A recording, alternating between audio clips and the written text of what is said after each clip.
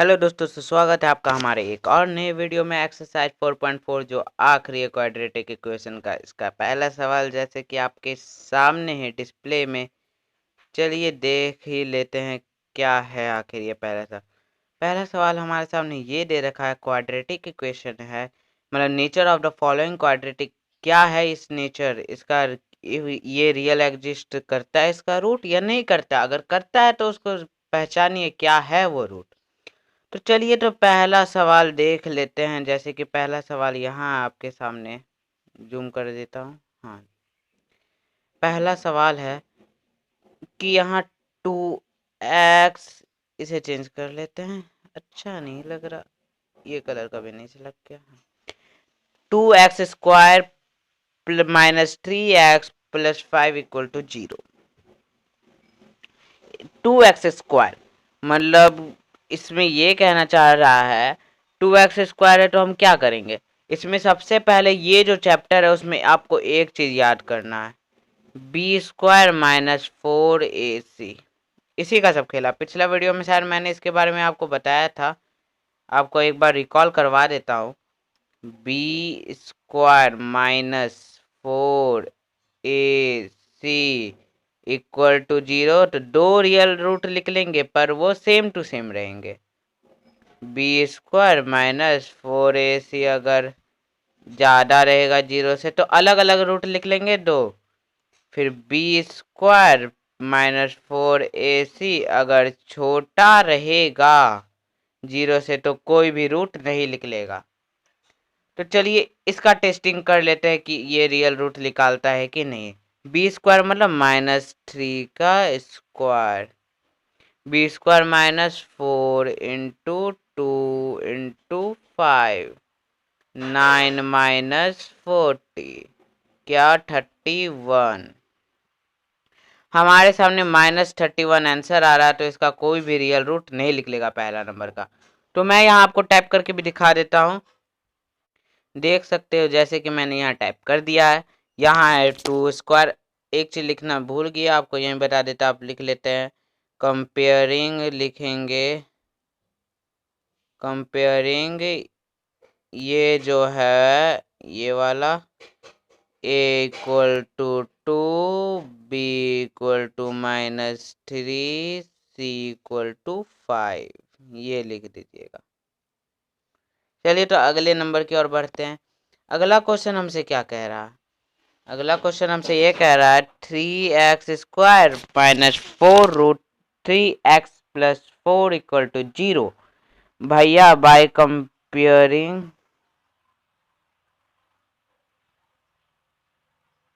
Comparing 3x² minus 4 root 3+4 equal to 0। इसमें हमारा आ गया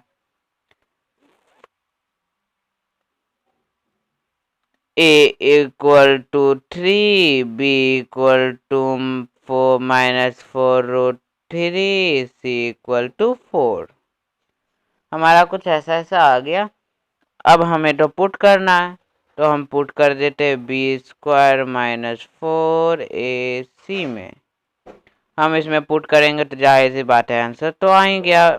4 रूट 3 मतलब बाय 4 4 जा 16, 16 इंटू 3 60, 32 से 48 minus 4 into 3 into 4 12 into 4 48, 48 minus 48 मतलब 0। इसमें दो इक्वल रूट लिख लेंगे तो ये भी निकाल ही लेते हैं। दो इक्वल रूट क्या क्या लिख लेंगे, तो दो इक्वल रूट ये लिख लेंगे। चलिए निकालते हैं दो इक्वल रूट। तो इसमें इधर रूट का तो रूट अंडर जो b² माइनस 4ac था इसका तो हमने वैल्यू निकाल ही लिया। तो इधर क्या क्या बचा, इधर -b/2a ही ना बचा, तो कॉमा प्लस -b/2 है, -b/2 है।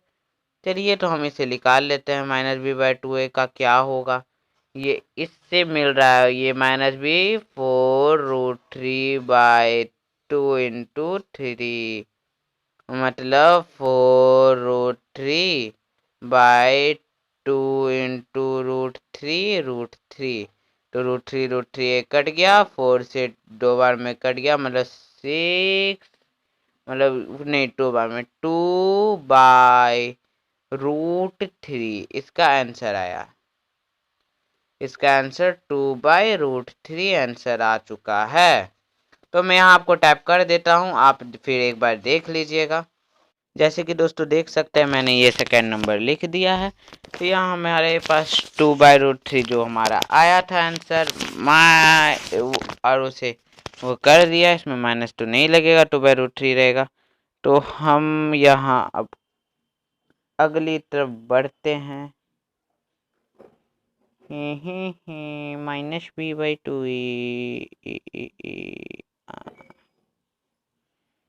ओके दोस्तों, तो अपने अगले सवाल की ओर बढ़ते हैं। सेकंड नंबर में जैसे कि देख सकते हैं ये हो गया। अब थर्ड नंबर जो हमारा क्वेश्चन है वो ये कह रहा है भैया, जैसे कि ये देख सकते हो, लाइक सब्सक्राइब शेयर कर दो। अभी तीसरा नंबर क्या है, 2x² 2x² -6x + 3 = 0। मतलब 2x² -6x + 3 = 0। भैया मतलब ये हमारे सामने ये इक्वेशन है, हमें इसे भी फार्मूला से बैठाना है। आपके लिए ये होमवर्क है, फार्मूला पे बैठाइए। मैं आपको ऊपर ऊपर से देखता हूँ, इसका आपको रूट बता देता हूँ। अलग अलग लिख लेगा, ये सेम सेम लिख लेगा, तो हमारे पास अलग अलग 2 रूट लिख लेगा। अलग अलग रूट लिख लेंगे। तो तीसरा नंबर आप खुद से बनाइए। अब सेकंड नंबर का एक आ गया है, तो हम इसे सॉल्व करते हैं। क्या है, फाइंड द वैल्यू ऑफ के। मतलब भैया इसमें कहना चाह रहा है एक वैल्यू है के का, उसको फाइंड करिए अगर दोनों का इक्वल रूट। इक्वल रूट कब होता है ये भी जानना जरूरी है। b² - 4ac = 0 हो गया। इसी फॉर्मूला पे बैठाना हो गया। तो चलिए हम अपना यहाँ पहले टाइप कर लेते, फिर आपको समझा देते हैं। तो चलिए टाइप की ओर बढ़ते हैं। जैसे कि देख सकते हैं दोस्तों, सारा कुछ आ चुका है। पहला नंबर हम बनाते हैं। हम पर इसमें एकदम अच्छा से टाइप किया हुआ है, तो इसमें आपको दिखा देते हैं। वी नो द इक्वेशन इतना इक्वल टू 2 इक्वल रूट से डिटरमाइंड इतना है इक्वल टू बी 0। हमारे पास दोनों रूट 0 के इक्वल, मतलब 2 इक्वल रूट आने वाला है। तो हमें इस इक्वेशन को कंपेयर किए, फिर हमने कैलकुलेट किया कि a इक्वल टू इतना, b इक्वल टू इतना, c इक्वल टू इतना। डिस्क्रिमिनेट किया, हमें जो वैल्यू मिला था b² - 4ac k² - 4 × 2 × 3 k² - 24 answer आया। इक्वल रूट के लिए 0 होना चाहिए। k इक्वल टू 24 और k इक्वल टू ±√24 मतलब 2√6। दूसरा सवाल हमारे सामने ये है कि x + 2 + 6। तो चलिए हम इसे सॉल्व करते हैं, या ये हम इसे कैलकुलेट करके लिख दिया। कंपेयर किए तो हमारे पास कुछ इस तरह का आया value. a = 2, b = -2, k, c = 6। तो हमने उसी वैल्यू पे पुट किया मैं b² - 4ac में, तो हमारे पास कुछ इस तरह का आ चुका है। तो हमें इसमें इक्वल रूट के लिए 0 चाहिए, तो हमें इक्वल इसको 0 या k = 6 = 0, मतलब k = 0 और k = 6। लेकिन 0 होगा तो जाहिर सी बात है x² का टर्म नहीं रहेगा x², तो इसलिए 6 मानेंगे। चलिए तो अपना तीसरा सवाल जो है ये हम इसे पढ़ते हैं। कुछ लंबा चौड़ा देखने में कुछ है नहीं।